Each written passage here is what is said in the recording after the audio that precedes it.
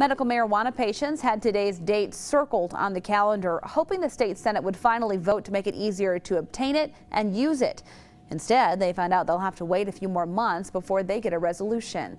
Fox 47's Rowan Belogan talked with a disappointed patient and tells us why one senator thinks fear caused the delay.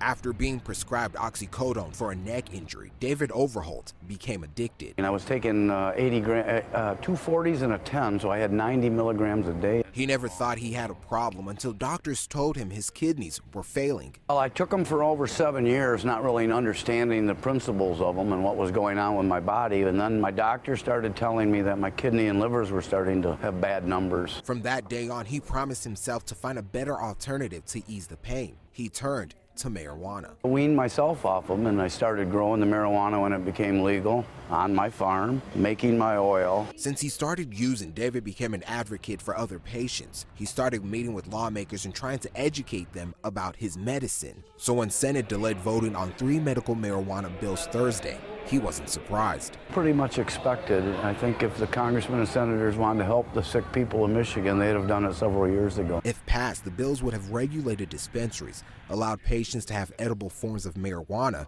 and create a way of tracking growth and sales. I think that's very important that if we're going to have medical marijuana, that it be a safe product. Senator Rick Jones believes legislators aren't voting because of the stigma associated with marijuana. It's taken so long because many legislators don't want to vote for anything that says marijuana on it. I'm a former police officer, and I will vote for it if it does the right thing. David Overholt says the stigma and delayed vote is another hurdle patients have to overcome. In Lansing, Rowan Belogan, Fox 47 News.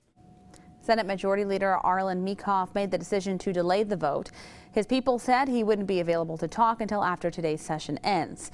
Senator Jones expects the vote to happen sometime in September.